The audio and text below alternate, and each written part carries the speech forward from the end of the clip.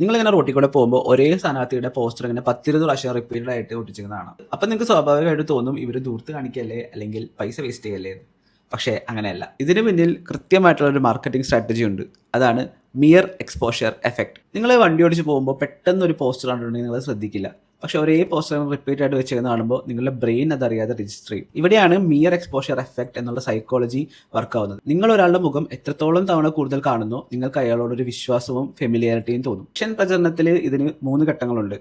Number 1, brand awareness. അതായത് ഇങ്ങനെ ഒരു പാർട്ടി ഇങ്ങനെ ഒരു സ്ഥാനാർത്ഥിയെ ഈ ചിഹ്നത്തിൽ നിർത്തുന്നുണ്ടെന്ന് നിങ്ങളെ അറിയിക്കുന്നു. Number 2, brand recognition. നിങ്ങൾ ആളെ കാണുമ്പോൾ തിരിച്ചറിയുന്നു. Number 3, brand recall. നിങ്ങൾ ആർക്ക് വോട്ട് ചെയ്യണം എന്ന് ആലോചിക്കുമ്പോൾ ഈ സ്ഥാനാർത്ഥിയുടെ മുഖവും പേരും ചിഹ്നവും നിങ്ങൾക്ക് ഓർമ്മ വരുന്നു. ഒരു വോട്ടർ പോളിംഗ് ബൂത്തിലേക്ക് വോട്ട് ചെയ്യാൻ വേണ്ടി പോകുമ്പോൾ ഏറ്റവും കൂടുതൽ കണ്ടുപരിചയമുള്ള സ്ഥാനാർത്ഥി ആളുടെ മനസ്സിലേക്ക് വരാനും ആൾക്ക് വോട്ട് ചെയ്യാനുള്ള സാധ്യത കൂടുതലാണ്. സോ അടുത്ത തവണ പോസ്റ്ററുകൾ ഇങ്ങനെ നിരത്തി ഒട്ടിച്ചത് കാണുമ്പോൾ മനസ്സിലാക്കിക്കോളൂ, അവർ പോസ്റ്റർ ഒട്ടിക്കുന്നത് ചുമരുകളിലല്ല, നിങ്ങളുടെ മനസ്സിലാണ്.